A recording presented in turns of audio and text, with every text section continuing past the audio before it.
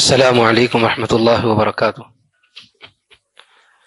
الحمد للہ رب العالمین والصلاة والسلام علی رسولہ الامین، اما بعد۔ الحمد للہ آج کی تراویح میں سورہ فرقان، سورہ شعراء مکمل ہوئی اور سورہ نمل کا ایک مختصر حصہ مکمل ہوا۔ کل کے درس میں سورۃ النور کی شروعات ہوئی تھی۔ سورۃ النور سے متعلق ایک دو باتیں آئی تھیں۔ سب سے پہلے ماں عائشہ رضی اللہ عنہا سے متعلق جو واقعہ افک تھا، افک کو معنی ہوتا ہے جھوٹا واقعہ، جسے لوگوں نے گھڑ لیا تھا، اس کو واقعہ افک کہا جاتا ہے۔ تو اس واقعے سے متعلق میں نے بتایا، اور پھر اس کے ضمن میں اللہ رب العالمین نے ایک سورت نازل کی احکامات میں، خصوصیت کے ساتھ اس میں عورتوں کے مسائل کا اللہ رب العالمین نے تذکرہ فرمایا۔ اللہ رب العالمین نے عورت کو بہت ہی زیادہ عزت اور اس کی عفت و عصمت کا خیال رکھا ہے کہ عورتوں کی اس میں فضیلت بھی معلوم ہوتی ہے اس سورت کے احکامات سے۔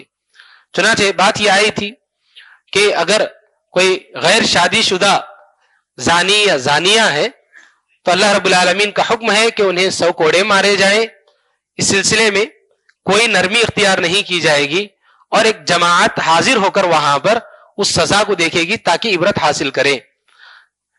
اور جو شادی شدہ لوگ ہیں، اس سلسلے میں اللہ کے نبی صلی اللہ علیہ وسلم نے حدیث میں بیان فرمایا کہ انہیں رجم کیا جائے گا، کسی جگہ پر گاڑ کر یا پھر کسی جگہ باندھ کر کے انہیں پتھروں سے سنسار کر کے انہیں ختم کر دیا جائے گا۔ یہ اللہ کے نبی صلی اللہ علیہ وسلم نے حدیث میں بتلایا۔ اور پھر مسئلہ یہ بھی آیا تھا کہ کسی زانیہ مشرک یا مشرکہ سے نکاح کرنا اسلام میں جائز نہیں ہے۔ اور پھر یہ بھی بات آئی تھی کہ کسی بھی عورت پر الزام لگانے سے پہلے انسان کو 4 گواہ پیش کرنے ہوں گے۔ اگر 4 گواہ وہ پیش نہیں کرتا ہے زنا کا الزام لگانے سے پہلے، تو پھر ایسے آدمی کو 80 کوڑے لگائے جائیں گے، اور پھر اس کی کبھی بھی زندگی میں گواہی قبول نہیں ہوگی۔ پھر جو لوگ توبہ کر لیتے ہیں اللہ رب العالمین انہیں معاف کر دے گا، یہ قیامت کے دن کا معاملہ ہے، لیکن دنیا میں ان کی گواہی بھی دوبارہ قبول نہیں ہوگی۔ اور پھر اللہ رب العالمین نے اس کے بعد جو میاں بیوی کا رشتہ ہے اس کے سلسلے میں بتایا کہ اگر کوئی آدمی اپنی بیوی پر الزام لگاتا ہے زنا کا الزام، تو اس سلسلے میں اللہ رب العالمین نے قانون بنایا کہ پھر اسے 4 گواہ وہ پیش کرے، ایسا تو معاملہ نہیں ہوتا ہے۔ اس سلسلے میں اللہ رب العالمین نے فرمایا کہ وہ 4 قسمیں کھائے گا، اللہ کی قسم 4 مرتبہ کھا کر کہے گا کہ وہ سچا ہے اس معاملے میں، اپنی بیوی پر جو الزام لگا رہا ہے۔ پھر 5ویں مرتبہ وہ اپنی زبان سے کہے گا کہ اگر وہ جھوٹا ہے اس معاملے میں تو اس پر اللہ کی لعنت ہوگی۔ پھر اس کے بعد اگر عورت اپنا مقدمہ پیش کرنا چاہتی ہے کہ وہ اپنی جگہ پر صحیح ہے، تو اللہ رب العالمین نے قانون بنایا کہ وہ 4 مرتبہ اللہ کی قسم کھائے گی اور کہے گی کہ اس کا شوہر جھوٹا ہے، اور 5ویں مرتبہ وہ کہے گی کہ اس پر اللہ کی لعنت ہوگی، اللہ کی غضب نازل ہوگا اگر اس کا شوہر سچا ہے۔ تو یہ اللہ رب العالمین نے قانون بنا دیا دنیا میں، اگر وہ سچی ہے اپنی جگہ پر تو اس کے شوہر پر لعنت، اگر وہ عذاب سے بچنے کے لیے، سزا سے بچنے کے لیے جھوٹ بول رہی ہے تو اس پر اللہ کا غضب نازل ہوگا۔ دنیا میں تو سزا سے بچے گی لیکن آخرت میں وہ سزا سے نہیں بچے گی۔ تو یہاں پر یہ قانون بتائے گئے۔ اللہ رب العالمین نے اس صورت کے اندر اس واقعے کے بعد، جیسے کہ عائشہ رضی اللہ عنہ کا واقعہ آیا، اس کے بعد اس صورت میں اور بھی بہت سارے احکامات نازل کیے۔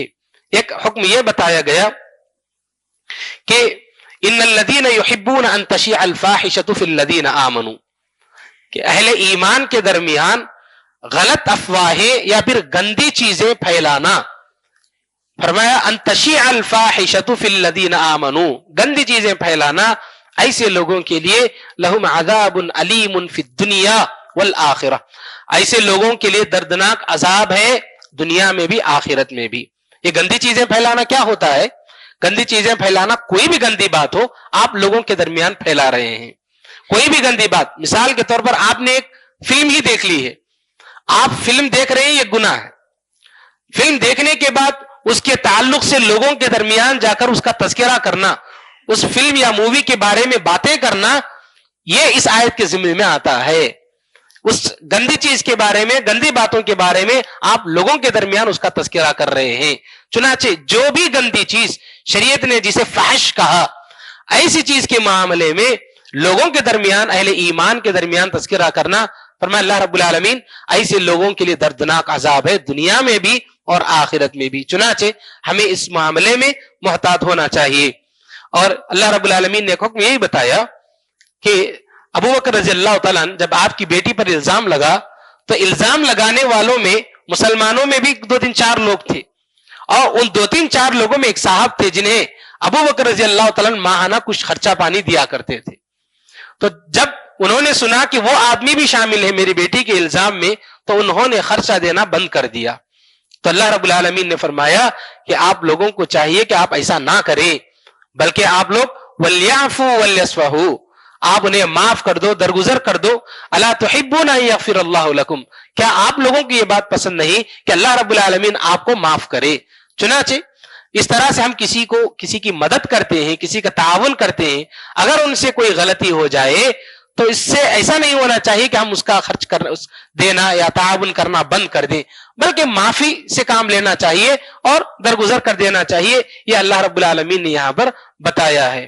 اور اس کے علاوہ اللہ رب العالمین نے اس کے بعد اس صورت میں گھروں میں داخل ہونے کے آداب بتلائے ہیں کہ آپ کسی کے گھر جاتے ہیں تو کیا کرنا ہے. فرمایا یا ایھا الذین آمنوا لا تدخلوا بیوتا غیر بیوتکم حتی تستأنسوا وتسلموا, آپ اپنے گھر میں جائیں سلام کر کے جائیں. سلام اور اجازت 2 طرح کی ہوتی ہے. سلام ایک ہوتا ہے جو آپ اپنے گھر میں داخل ہوتے ہیں تو آپ کی اجازت کی ضرورت نہیں, لیکن آپ سلام کریں, یہ سلام سلامتی اور دعا کے لیے ہے.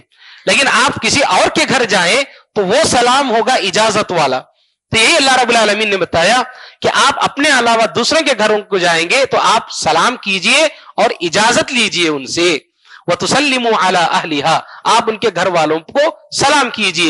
ذَلِكُمْ خَيْرٌ لَكُمْ لَعَلَّكُمْ تَذَكَّرُونَ, تاکہ آپ نصیحت حاصل کریں, یہ تمہارے لیے بہتر ہے. فَإِن لَمْ تَجِدُوا فِيهَا أَحَدًا فَلَا تَدْخُلُوهَا حَتَّى يُؤْذَنَ لَكُمْ, آپ سلام کر رہے ہیں, اجازت لے رہے ہیں, اندر سے آواز نہیں آ رہی ہے, تو اگر آپ کو اجازت نہیں مل رہی ہے اندر سے تو آپ داخل نہیں ہوں گے. اور پھر فرمایا وَإِن قِيلَ لَكُمُ ارْجِعُوا, اگر انداز سے آواز آئی کہ بھائی واپس چلے جائیے, بعد میں آؤ, اس طرح کی کوئی بات آتی ہے تو آپ زبردستی نہ کریں گھر میں داخل ہونے کے لیے, بلکہ واپس ہو جائے. فَلَا تَدْخُلُوهَا حَتَّى يُؤْذَنَ لَكُمْ وَإِن قِيلَ لَكُمُ ارْجِعُوا فَارْجِعُوا, واپس ہو جائیے. یہ اللہ رب العالمین نے قانون بتایا. اس کی وجوہات کیا ہیں کہ گھروں میں انسان بغیر اجازت کے داخل ہوتا ہے تو اس سے بہت بڑے فسادات حاصل ہوتے ہیں. اب یہ جو بڑی بڑی گمراہیاں ہیں, بڑی بڑی برائیاں ہیں, زنا جیسی فلاں مسائل جو بھی ہیں, ان سارے مسائل کو ختم کرنے کے لیے اس کے جو مبادیات ہوتے ہیں, اس سے پہلے کہ جو بھی سٹیپس ہوتے ہیں, کسی کے گھر میں بغیر اجازت کے داخل ہونا اسلام وہی روکتا ہے. اسی لیے اللہ رب العالمین نے یہ قانون بنایا ہے. کسی کے گھر جانے سے پہلے اگر پبلک پلیس ہے کوئی جہاں پر لوگ رہتے نہیں ہیں, جیسے کوئی لائبریری ہے یا پھر کوئی دکان ہے, شاپ ہے, مارکیٹ وغیرہ ہے, تو اللہ رب العالمین نے بتایا لیس علیکم جناح ان تدخلوا بیوتا غیر مسکونۃ فیہا متاع لکم, ایسے گھر جہاں پر باقاعدہ لوگ رہتے نہیں ہیں, زندگی گزارتے نہیں ہیں, تو ایسی جگہوں پر آپ اجازت لے کر داخل ہونا یہ کوئی ضروری نہیں ہے. ایک پبلک پلیس ہے, آپ ایسی جگہ پر جا سکتے ہیں. یہ اللہ رب العالمین نے یہاں پر قانون بتایا, اس کا خیال رکھنا چاہیے. پھر اس کے بعد فوراً اللہ رب العالمین نے ایک اور چیز برائیوں سے بچنے کے لیے معاشرے میں بتائی. قل للمؤمنین یغضوا من ابصارہم ویحفظوا فروجہم, مومنین سے کہیے آپ کہ وہ اپنی آنکھوں کی حفاظت کریں اور اپنی شرمگاہوں کی حفاظت کریں. ذالک ازکا لہم, یہ ان کے لیے پاکی ہے, یہ اللہ رب العالمین نے بتایا. اور پھر مومن عورتوں سے بھی کہا گیا وقل للمؤمنات یغضضن من ابصارہن ویحفظن فروجہن, کہ مومن عورتوں سے بھی کہیے کہ وہ اپنے نگاہوں کی اور اپنی عصمت کی عزت کی حفاظت کریں. یہ اللہ رب العالمین نے بتایا. اور عورتوں سے ایک بات یہ بھی کہی گئی کہ نہ صرف وہ اپنی نگاہوں کی حفاظت کریں گی بلکہ مردوں کی نگاہیں ان کی جانب نہ آئیں, اس لیے وہ زیب و زینت والی جو بھی چیزیں ہیں وہ اختیار نہ کریں. ایسی زیب و زینت اختیار نہ کریں جس سے مردوں کی نگاہ ان کی طرف مائل ہوتی ہے. اور اللہ رب العالمین نے بتایا وَلْيَضْرِبْنَ بِخُمُرِهِنَّ عَلَى جُيُوبِهِنَّ، اوڑھنیاں وہ اپنے اوپر ڈال لیں، اپنے گریبانوں پر ڈال لیں، وَلَا يُبْدِينَ زِينَتَهُنَّ، اور پھر اپنی زیب و زینت کا اظہار نہ کریں۔ اب یہ زیب و زینت عورت کا ہار ہو، اس کا چہرہ ہو، اس کا جو میک اپ ہو، جو بھی ہو، ایسی چیز جو زیب و زینت میں آتی ہے، اہل علم نے بتایا کہ سوائے اس کے کپڑے کے، عورت کا جو کپڑا اوپر پہنتی ہے برقع، اس کے علاوہ عورت کا کوئی عضو ظاہر نہیں ہونا چاہیے اور کوئی بھی زیب و زینت نہیں ظاہر ہونی چاہیے۔ اور ایسی چیز جس سے عورت چل رہی ہے، اس کے پیر میں پٹیاں ہیں، جس سے چھن چھن کی آواز آتی ہے، وہ آواز بھی مردوں کو اپنی جانب مائل کرتی ہے، ایسی چیز سے بھی عورت بچے۔ پھول پہن کر جاتی ہے، خوشبو ہے یا خوشبو لگا کر جاتی ہے جس سے عورتوں کی طرف مردوں کی نگاہ مائل ہوتی ہے، یہ ساری چیزیں عورتوں کو اس سے بچنے کی ضرورت ہے۔ یہ اللہ رب العالمین نے قانون بنایا کہ نگاہ کسی کی جائے اس سے پہلے نگاہ جانے کے لیے جو بھی اسباب ہیں ان اسباب کو ختم کیا جائے، یہ شریعت بتاتی ہے۔ اور پھر اللہ رب العالمین نے یہ بھی بتایا عورتوں سے کہ آپ اپنے گھروں میں رہتی ہیں تو اب جو محرم ہیں ان کے سامنے آپ وہ پردہ کرنے کی ضرورت نہیں جو غیر محرم کے سامنے کرتی ہیں، لیکن مروت کا تقاضا یہ ہے کہ عورتیں اپنے گھر میں بھی رہتی ہیں، اپنے باپ کے سامنے، اپنے بھائی کے سامنے، چچا کے سامنے، ماموں کے سامنے ایسا لباس اختیار نہ کرے جو مروت سے باہر ہو، یعنی یہ کہ بالکل ٹائٹ کپڑے پہن کر بعض لڑکیاں اپنے گھروں میں رہتی ہیں، بالکل ٹائٹ کپڑا اور جو ہے اوڑھنیاں بھی نہیں ڈالتی ہیں، ایسا لباس گھروں میں بھی نہیں پہننا چاہیے، بالکل مروت والا کپڑا پہنے۔ ہاں، پردے والی وہ جو سختی ہے وہ سختی اپنے گھر میں نہ ہو، اس میں کوئی ضرورت نہیں ہے، یہ اللہ رب العالمین نے قانون بنایا۔ اور پھر یہ بات بھی بتائی گئی کہ جو عورتیں بوڑھی عورتیں ہیں انہیں اس طرح کی جو سختی والی، جو سختی سے پردہ کرنے والی جو بات ہے، ایسی بات ان عورتوں کے لیے نہیں ہے، ضروری نہیں ہے۔ اگر وہ عورتیں بھی کرتی ہیں تو اچھی بات ہے، اگر نہیں کرتی ہیں جو کہ بالکل بوڑھی عورتیں ہیں تو کوئی حرج کی بات نہیں، یہ اللہ رب العالمین نے بتایا۔ اور پھر چھوٹے بچوں کے سلسلے میں بتایا اب الطفل الذین لم یظہروا علی عورات النساء، ایسے بچے جنہیں عورتوں کے پردے کے پیچھے کے جو مسائل ہیں وہ مسائل نہیں معلوم ہے، عورتوں کو پردے والی باتیں بچوں کو اگر نہیں معلوم ہے تو ایسے بچوں سے پردہ کرنے کی ضرورت نہیں۔ تو بعض لوگ یہ سمجھتے ہیں کہ اس کا مطلب یہ ہے کہ بالغ بچے، نہیں، یہاں پر بالغ بچوں کے بارے میں نہیں کہا جا رہا ہے، بلکہ جب بچے کو شعور آ جائے۔ اب آج کل بچے اتنا جلد باشعور ہو جاتے ہیں، گریڈ 2 میں ہوتے ہیں، 6 سال کی عمر، 7 سال کی عمر، 8 سال کی عمر میں بچے بالکل باشعور ہو جاتے ہیں۔ ہم اسٹوڈنٹس کے ساتھ رہتے ہیں، صبح شام ہم دیکھتے ہیں کہ بچوں کی ذہنیت آج بہت زیادہ تیز ہے اور وہ کیسی کیسی باتیں کرتے ہیں یہ ماں باپ کو نہیں پتا چلتا۔ یہ تو بچے جب دوسرے بچوں کے ساتھ ملتے ہیں، جو باتیں کرتے ہیں تو ہم سنتے ہیں، ہم جانتے ہیں کہ آج کل کے بچے کتنے ایڈوانس ہیں۔ چنانچہ ماں باپ اس بات کا خیال رکھنا ضروری ہے کہ میرا بچہ کس عمر میں ہے اور اس کی حرکتیں کیا ہیں، وہ کتنے شعور کو پہنچا ہے۔ تو چنانچہ عورتوں کو اس بات کا خیال رکھنا ضروری ہے کہ بچہ جب شعور کو پہنچا، اس کو پردے کی باتیں اگر معلوم ہو رہی ہیں تو ایسی جگہ پر احتیاط کرنا چاہیے اور پردے کے جو بھی معاملات ہیں اس کو اختیار کرنا چاہیے۔ بالکل چھوٹے بچے ہیں تو پھر ان کے سامنے پردہ کرنے کی ضرورت نہیں، یہ بات اللہ رب العالمین نے بتائی ہے۔ اور پھر یہاں پر اللہ رب العالمین نے ایک بات یہ بتائی وَأَنْكِحُوا الْأَيَامَ مِنْكُمْ وَالصَّالِحِينَ مِنْ عِبَادِكُمْ وَإِمَائِكُمْ، نکاح کے تعلق سے اللہ رب العالمین نے ایک اہم بات یہ بتائی کہ آپ اپنے بچوں کا نکاح کرتے ہوئے غربت، فقیری، مالداری اس کا اعتبار نہ کریں، بلکہ نیکی کو دیکھیں۔ يَكُونُوا فُقَرَاءَ يُغْنِهِمُ اللَّهُ مِنْ فَضْلِهِ، اگر وہ فقیر ہیں، مالی اعتبار سے کمزور ہیں، آپ نکاح کروا دیجئے، اللہ رب العالمین اپنے فضل سے ان کو بے نیاز کر دے گا۔ آپ دنیاوی اعتبار سے اگر خیال کر کے کر دیتے ہیں تو وقتی طور پر ہو سکتا ہے فائدہ نظر آئے، لیکن اگر بچے کے اندر یا بچی کے اندر دینداری نہیں ہے تو آگے چل کر مشکلات کا سامنا کرنا پڑ سکتا ہے۔ رشتہ دیکھنے کے لیے جاتے ہیں تو اللہ کے نبی صلی اللہ علیہ وسلم نے جو تعلیم دی ہوئی ہے کہ آپ دینداری کو پریفر کیجئے، پھر اس کے بعد اگر خوبصورتی بھی ہے، مالداری بھی ہے، اگر یہ ساری چیزیں ہیں تو الحمدللہ، لیکن آپ دینداری سے پہلے آپ دوسری چیزوں کو اگر پریفر کرتے ہیں تو اس میں یقیناً نقصان ہو سکتا ہے۔ امام احمد بن حنبل رحمہ اللہ اس معاملے میں ایک اہم بات بتاتے ہیں، فرماتے ہیں کہ آپ کسی رشتے کو دیکھنے کے لیے گئے, اگر آپ کو مال ہی زیادہ اہم ہے یا پھر خوبصورتی ہی زیادہ اہم ہے, پہلے آپ وہ دیکھ لیجئے, دینداری کو پہلے مت دیکھیے. آپ یہی اہم ہے, پہلے آپ یہ دیکھ لیجئے, بعد میں دینداری کو دیکھ لیجئے. کیونکہ اگر کوئی آدمی گیا ایک لڑکی کو دیکھا, وہ لڑکی بہت دیندار ہے, ماشاءاللہ دینی اعتبار سے بہت اچھی ہے, علمی اعتبار سے اچھی ہے, نیک ہے, پھر اس کے بعد اس نے چیک کیا کہ وہ لڑکی خوبصورت نہیں ہے یا پھر اس کے پاس مال نہیں ہے, اس کے بعد اگر وہ رشتہ ٹھکراتا ہے تو گویا وہ دین کو ٹھکرا رہا ہے. اگر آپ کو ٹھکرانا ہی ہے تو پہلے آپ رشتہ دیکھنا ہی ہے تو پہلے آپ خوبصورتی کو دیکھ لیجئے, آپ مالداری کو دیکھ لیجئے, لیکن اس بات میں کوئی گارنٹی نہیں ہے کہ وہ آگے چل کر مستقبل میں آپ کے لیے فائدہ مند ہوگی یا نہیں. لیکن اگر آپ دین کو پریفر کرتے ہیں سب سے پہلے تو انشاءاللہ اس میں یقیناً فائدہ ہوگا. تو امام احمد بن حنبل رحمہ اللہ یہ بات بتاتے ہیں, اس کا بھی خیال رکھنے کی ضرورت ہے.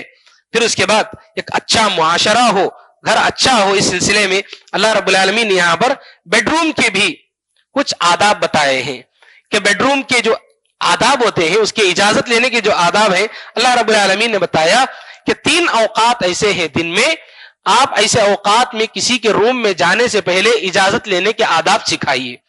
ایک ادب اللہ رب العالمین نے وقت بتایا من قبل الفجر, یعنی وقت فجر سے پہلے, فجر سے پہلے کا جو وقت ہوتا ہے یہ آرام کا وقت ہوتا ہے, اور ظہر کا جو وقت ہوتا ہے بعد الظہر, اس میں آرام کا قیل اللہ وغیرہ کا وقت ہوتا ہے اس وقت میں, اور عشاء کی نماز کے بعد.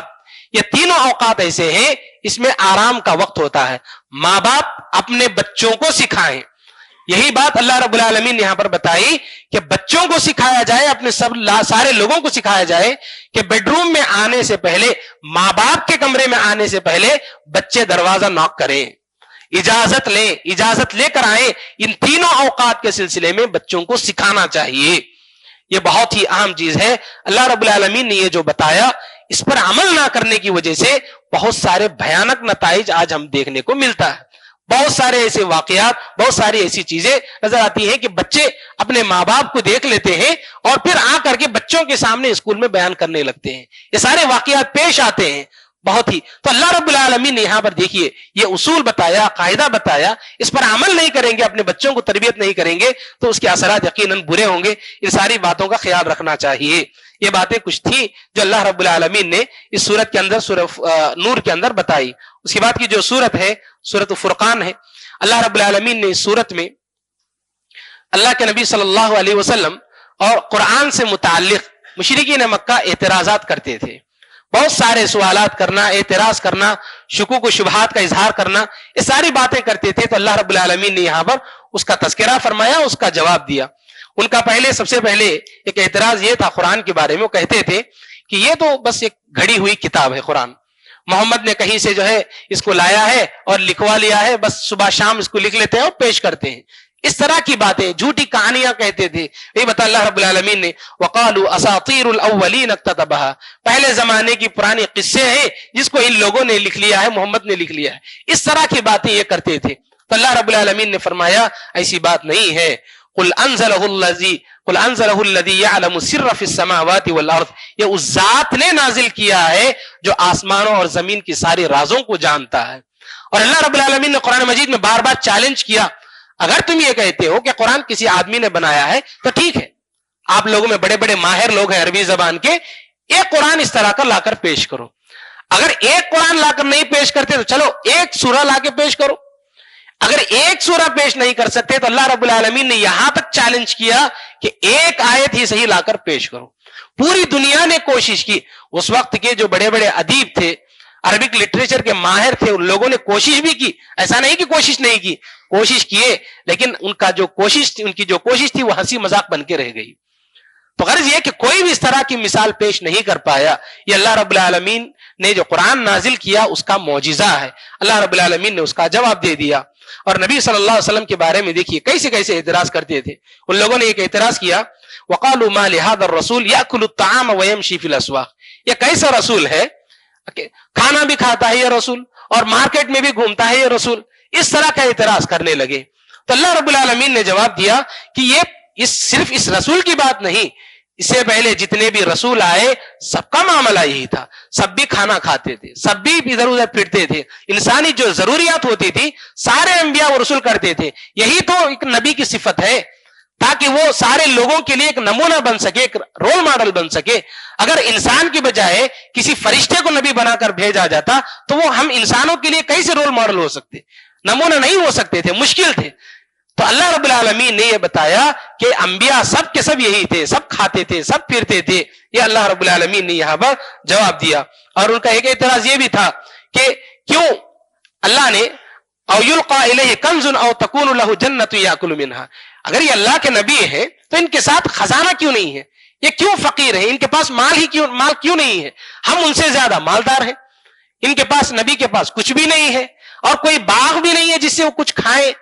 یہ اعتراض ان لوگوں نے پیش کیا. تو اللہ رب العالمین نے فرمایا اگر اللہ رب العالمین چاہے تو اللہ رب العالمین سب کچھ دے سکتا ہے، بہترین سے بہترین باغات دے سکتا ہے، بہترین سے بہترین محل دے سکتا ہے. یہ اللہ رب العالمین چاہے تو دے سکتا ہے، لیکن یہ اللہ کی مرضی ہے کہ اللہ رب العالمین جس کو کیا دینا چاہے، کیسا نہ دینا چاہے.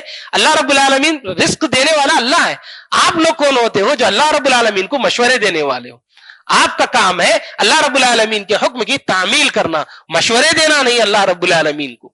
چنانچہ اللہ رب العالمین نے ان لوگوں کو یہاں پر زبردست جواب دیا کہ یہ لوگ قیامت کے دن کو جھٹلاتے ہیں، ہم لوگوں نے ان لوگوں کے لیے زبردست عذاب تیار کر کے رکھا ہے. اور ایک اعتراض یہ لوگ کرتے تھے کہ ان لوگوں کے ساتھ کیوں کوئی فرشتہ نہیں ہے؟ اگر یہ نبی سچے رسول ہیں، اگر یہ نبی سچے نبی ہیں، سچے رسول ہیں، تو اللہ رب العالمین کو چاہیے تھا کہ اگر رسول ان کے ساتھ بھیجیں. اور ایک فرشتہ، یہ فرشتہ نبی کے ساتھ چلتا پھرتا اور ہم لوگوں سے بات کرتا، ہم لوگوں کو ڈراتا، لیکن فرشتہ نہیں ہے ساتھ میں. تو اللہ رب العالمین نے بتایا کہ یہ لوگ جس فرشتے کی بات کر رہے ہیں، جس دن ہم فرشتے کو نازل کریں گے وہ فرشتے سمجھانے کے لیے نہیں آئیں گے. فرشتے نازل ہونے کا مطلب ہوگا عذاب، عذاب کے لیے فرشتے نازل ہوں گے. اگر یہ فرشتوں کا انتظار کر رہے ہیں تو پھر انتظار کریں، جب نازل ہوں گے تو اللہ رب العالمین کی جانب سے زبردست عذاب آئے گا. یہ جواب اللہ رب العالمین نے یہاں پر ان صورتوں میں دیا اور یہ بتایا کہ یہ لوگ وہ لوگ ہیں جو کل قیامت کے دن بہت پچھتائیں گے.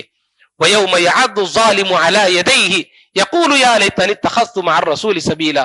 اپنے ہاتھوں کو کتریں گے لوگ اپنے منہ سے.